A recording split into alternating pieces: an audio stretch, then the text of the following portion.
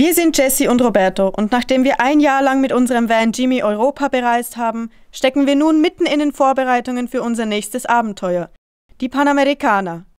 Diese Woche ist Jimmy dran und ich finde, das sieht so gut aus und er bekommt einige Upgrades, die ihn ganz schön verändern werden. Ja, ich bin ein bisschen angepisst, denn hallo und willkommen zu einem neuen Vlog mit uns. Wir befinden uns noch immer in Polen und ja. Hier nehmen wir endlich wieder was in Angriff für die Vorbereitung. Und zwar kriegt Jimmy ein paar Upgrades. Wir wollen aber nicht zu viel quatschen, wir zeigen es euch lieber. Also fahren wir gleich los.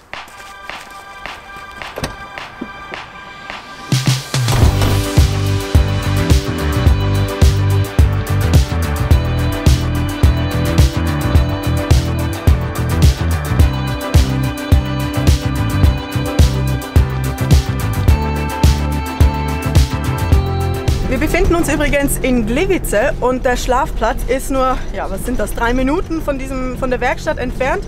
Richtig praktisch gelegen und trotzdem ruhig. Und ja, dementsprechend sind wir ja auch schon fast hier. Ich glaube, da um 2 Ecken fahren wir noch und dann sind wir da. Können wir gleich reinfahren? Ich weiß nicht. Wir gehen jetzt mal fragen, wie es aussieht und dann ja, schauen wir weiter. If you want more than to stay alive, so come on over, we can make it through. Take my hand, I know just what to do. On the beat, keep dancing through the night. Stay up until the morning light. Wir warten noch auf Jakub, der sollte eigentlich jeden Moment kommen, aber seine Mechaniker haben uns schon Anweisungen gegeben. Müssen da ein paar Sachen demontieren und ja, dann geht's los.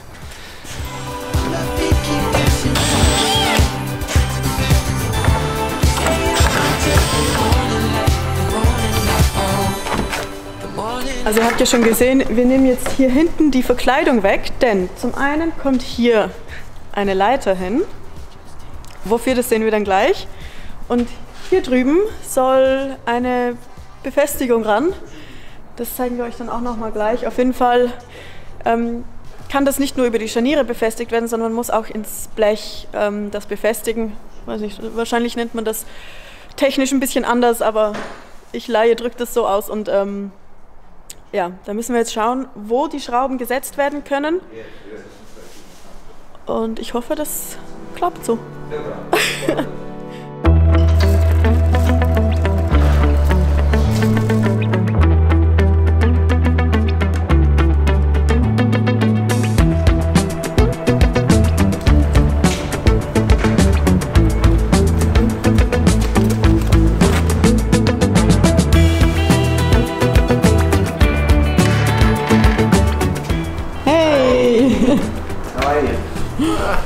How are you?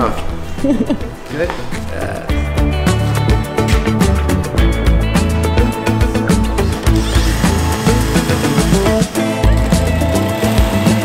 Da sind sie schon, die großen Löcher in der Tür.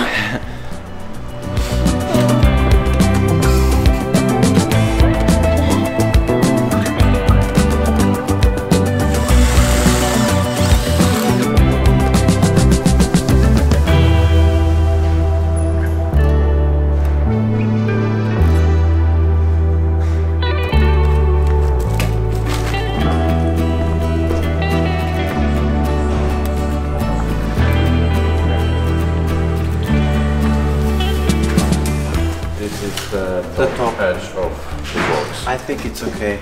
What do you mean? I think so. Yeah. So that we can put something.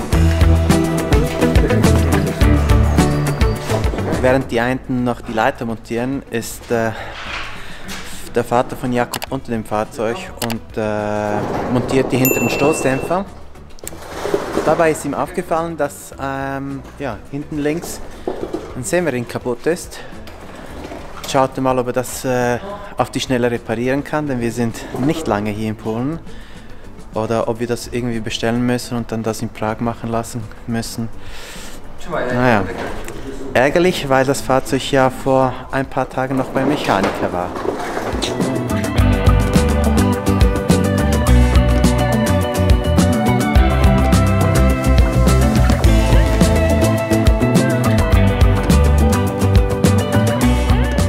vielleicht sollten wir euch doch noch ein bisschen mehr Kontext geben. Jakub hat hier eine Werkstatt und hier machen sie ja, alles Mögliche, Ausbauten, aber vor allem im 4x4-Bereich. Und ja, so kommen wir eben jetzt auch zu unserer neuen Leiter, der Heckbox und einem Dachträger. Und das Tolle ist, sie machen ja alles selbst und damit auch individuell. Zum Beispiel für den Dachträger haben sie uns eine Aussparung reingemacht für den Max-Fan und wir wollen auch die Solarpanels daneben befestigen. Das haben sie alles maßgefertigt für uns und auch die Heckbox ist maßgefertigt. Also ja, man kann hier wirklich alles machen. Als wir hier das erste Mal waren, haben wir gefragt, können wir das machen, können wir dies machen? Und die Antwort war immer, alles ist möglich. So läuft das hier. Und falls ihr euch fragt, wer hinten im Ganzen steckt, das ist Jakub, das ist der hier. Hi.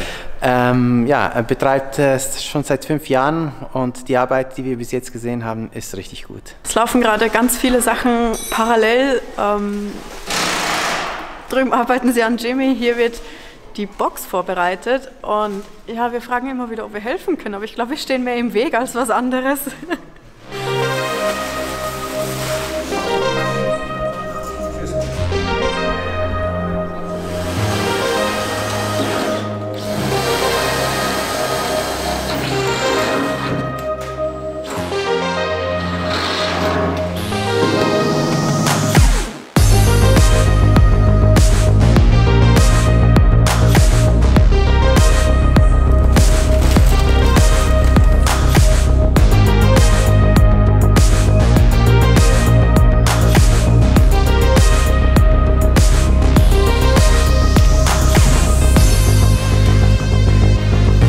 Ja, man sieht, die Arbeit ist richtig gut, also das Material fühlt sich richtig gut an, die Verarbeitung, also ja, wir sind richtig froh.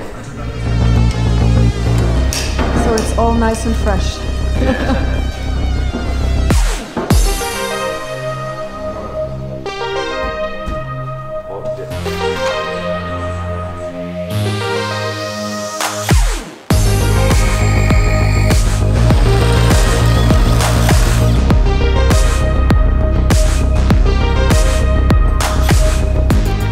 Während alle arbeiten. Es ist so schön hier an der Sonne.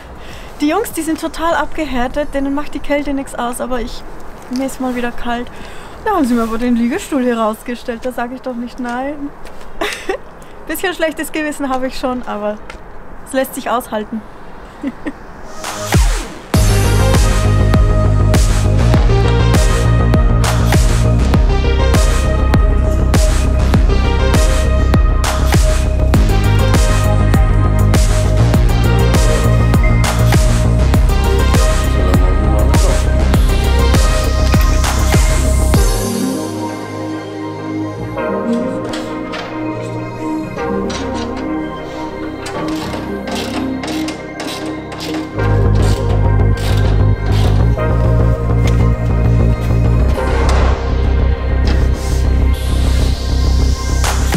Wir haben die Schlüssel bekommen, die Schlüssel zu unserer neuen Box.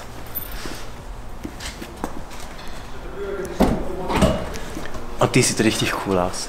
Also wir sind richtig froh, dass wir das jetzt gemacht haben. Gibt uns nochmals viel Platz. Ja. Aber die Details werden wir dann zu einem späteren Zeitpunkt anschauen.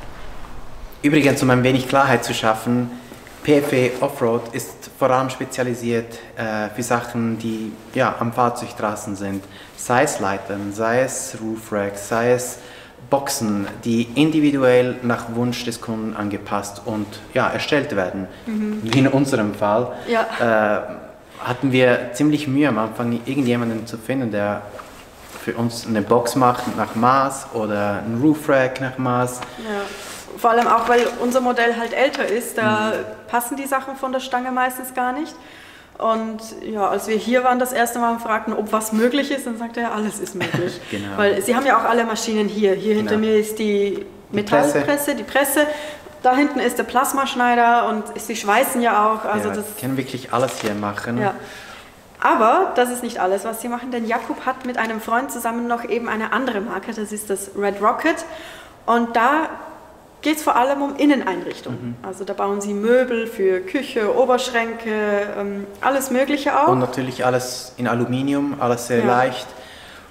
Ja. Und da geht es eher darum, glaube ich, dass man halt sagt, welches Modell man hat und dann kann man sich das modulweise zusammenstellen. Da sucht man sich aus, was man genau braucht und das ist dann schon da und man kann halt teilweise noch ein bisschen individualisieren. Genau, auch da gibt es Individualisierungsmöglichkeiten, wenn etwas nicht passt oder so. Ja. Genau. Wir verlinken auf jeden Fall alles unter in der Videobeschreibung. Schaut doch bei Ihnen vorbei. Also es lohnt sich wirklich, was wir bis jetzt gesehen haben. Also die Arbeit ist phänomenal. Ja, wirklich. Also wir sprechen wirklich von Herzen unsere Empfehlung aus. Das ist wahnsinnig, was die Jungs hier arbeiten und leisten. Und darum gehen wir jetzt gleich auch wieder rüber, denn wir wollen sehen, was sie machen. Eine Sache konnten sie nicht im Voraus anfertigen und das ist der Tritt hinten, denn ja, die Box ist rechts, die Leiter links, der Tritt aber auch rechts. Wir müssen den jetzt nach links verschieben, damit wir überhaupt diesen Tritt mit der Leiter kombinieren können. Aber da ist natürlich noch die Anhängerkupplung und die Steckdose dazu. Ja, jetzt müssen Sie es halt ansehen und schauen, ob Sie das so spontan so machen können. Also die Lösung ist, dass Sie einfach nochmal alles neu schweißen und schneiden und schleifen und ja, die machen das jetzt einfach mal rasch.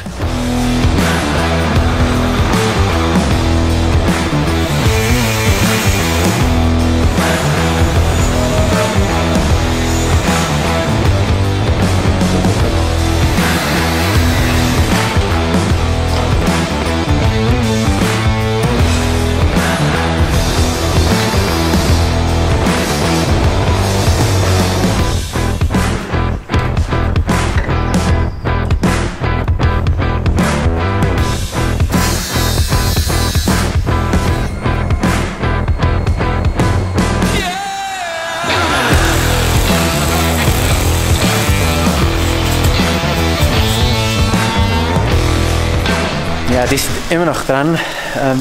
Man hört es vielleicht im Hintergrund. Die schweißen gerade den Tritt fix. Der wird dann noch pulverbeschichtet. Und ja, für heute wird es das wohl gewesen sein. Morgen wird dann die Terrasse montiert und auf die freuen wir uns natürlich ganz besonders. Guten Morgen. Wir haben uns gestern gar nicht mehr gemeldet. Wir waren schon so kaputt. Wir haben auch den Tag gar nicht mehr richtig beendet. Drum, hier hinter mir sieht man das Ergebnis des gestrigen Tages. Wir sind richtig happy, es sieht richtig gut aus. Ist ein bisschen ungewohnt und beim rückwärts einparken müssen wir uns daran erinnern, dass wir jetzt 30, 40 Zentimeter mehr drauf haben. Aber ja, also ich finde, es sieht schon richtig gut aus und heute befassen wir uns hiermit, denn die Leiter muss ja auch irgendwo hinführen. Und das schaffen wir heute. Bist du aufgeregt? Ja. Und gleich als erstes geht es an die Stoßdämpfer. Dann das ist auch nochmal etwas, was wir heute fertig kriegen wollen. Gestern hat Jimmy ja schon hinten Stoßdämpfer bekommen. Und schon auf den 2-3 Kilometern zum Schlafplatz und zurück haben wir so einen riesen Unterschied gemerkt. Jetzt kommen heute noch die vorderen dran. Jessie dachte, das wird nichts mit den neuen Stoßdämpfer, aber ja, es hilft richtig. Ja, ich dachte, das merkt man nur als Experte, als jemand, der sich auskennt, aber sogar ich merke es wirklich extrem. Also es schaukelt schon viel weniger. Jetzt kommen heute noch die vorderen dran, dafür hat noch ein Teil gefehlt, das haben wir jetzt. Und ja, ich glaube, dann wird es nochmal viel besser. Also wir freuen uns schon riesig.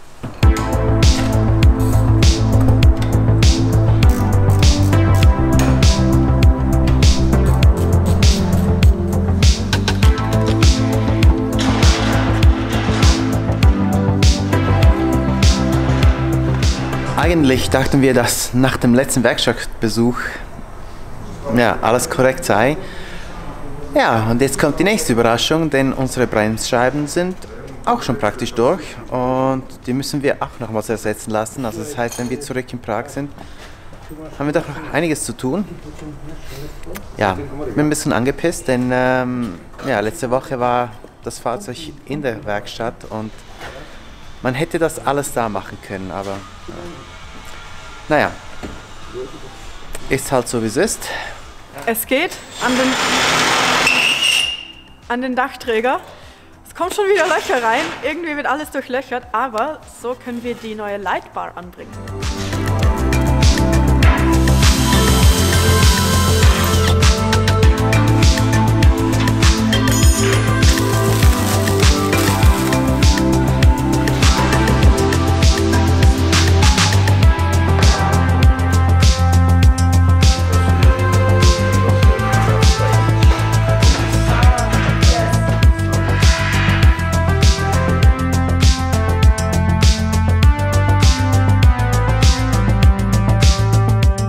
Ja, wir sind hell begeistert und man sieht auch, wie detailorientiert und sorgfältig sie arbeiten. Also wir haben auch mit Jakob gesprochen, also 100% Qualität ist definitiv ihr Anspruch und das sieht man einfach in allem, was sie tun.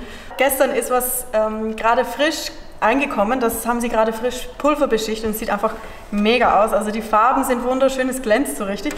Und das hier ist eben gerade so ein Stück, das ist ein Teil eines Oberschranks. Das kommt dann, also ich zeige es euch gleich an der Wand, ist vielleicht einfacher. Das kommt dann etwa so hin und ist dann eben so ein Oberschrank. Und natürlich, der Vorteil ist, wie alle Sachen, ist auch das hier aus Aluminium, also es ist super leicht und das ist ja immer so ein Thema beim Ausbau, also ist richtig praktisch und aber auch schön. Wir haben im Vorfeld schon die Holzlatten vorbereitet, denn ja, die wollten wir doch selber aussuchen, auch mit der Farbe.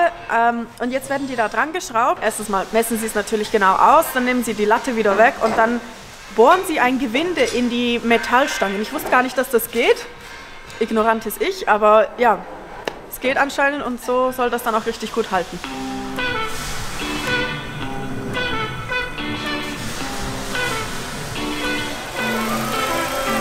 So langsam kommt wirklich alles zusammen. Die meisten Latten sind schon drauf und jetzt haben sie auch angefangen mit den Solarpanels, die einzupassen. Und ja, da müssen jetzt natürlich in die Alurahmen ein paar Löcher gemacht werden. Und ja, also es sieht nach Endspurt aus.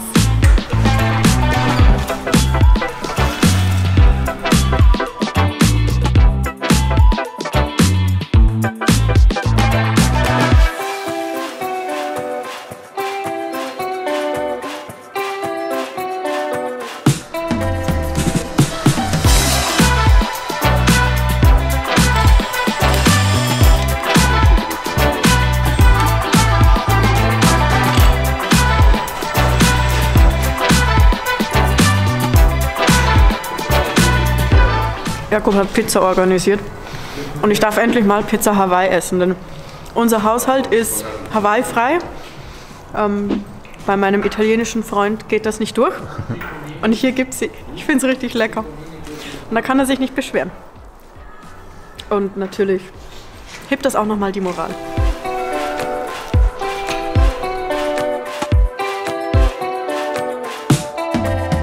Hier in Polen gibt es immer zur Pizza dazu einmal Tomatensauce und dann noch Knoblauchsoße. Und ich finde das ja eine richtig geile Kombination. Wenn ich schon Hawaii essen kann, dann kann ich auch Knoblauch drauf tun, oder? Mhm.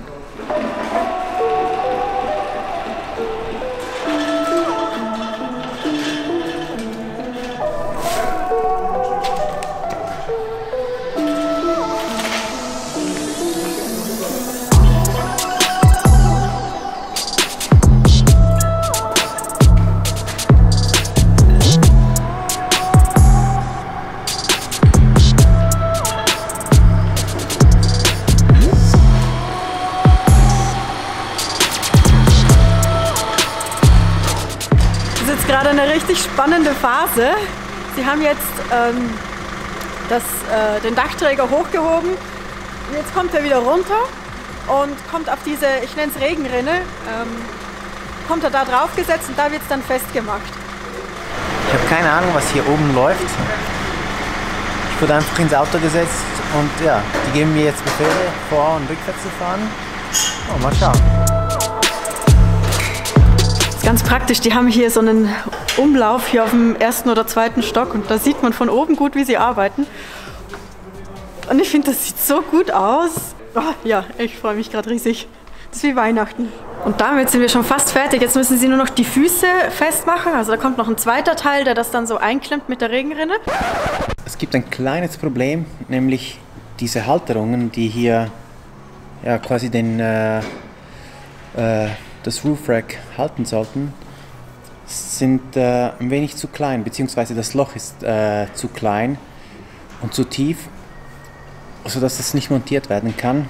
Die haben jetzt lange rumstudiert, wie sie das am besten machen können. Die könnten natürlich einfach das Loch vergrößern und dann montieren, aber sie wollen es ja richtig machen, weshalb sie jetzt einfach 10 von denen nochmals machen, hier, die halt nicht pulverbeschichtet sind und danach werden sie die gleichen nochmals machen, Pulver beschichten lassen und uns nach Prag schicken, denn wir müssen heute unbedingt am Abend los und ja, das können wir danach zu Hause selbst montieren.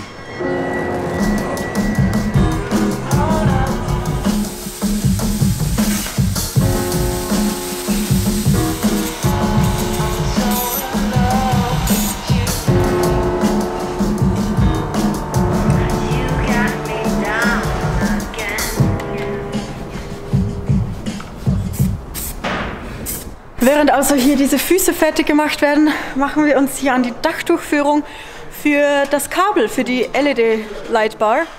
Das muss ich auch noch irgendwie runterführen zum Schalter und auch, weiß ich, irgendwo beim Motor, da muss ja auch noch eine Stromquelle sein. Und ja, jetzt haben wir das erste kleine Loch gebohrt, dann muss noch das größere, denn die Dachdurchführung hat ja doch einen größeren Durchmesser. Ja, das macht Roberto jetzt gerade und wenn wir das haben, dann müssen wir es eigentlich nur noch dran schrauben und dann sollte das eigentlich passen. Soweit die Theorie.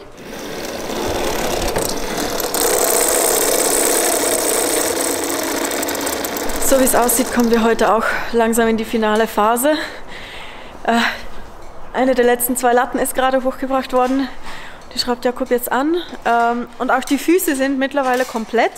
Zwar eben mit der Übergangslösung, also sind sie auch nicht schwarz, sondern einfach grau, aber das macht ja nichts, denn wir kriegen in den nächsten Tagen dann die finalen, ja, diese Plättchen und die können wir dann dran schrauben, die sind dann natürlich auch schwarz und pulverbeschichtet. Und ja, ein langer Tag wieder gewesen, aber ja, man merkt, die Jungs hängen sich hier wirklich rein und wollen das Zeug auch fertig kriegen, aber ich finde es gut, dass sie sich auch nicht aus der Ruhe bringen lassen, weil dann passieren Fehler.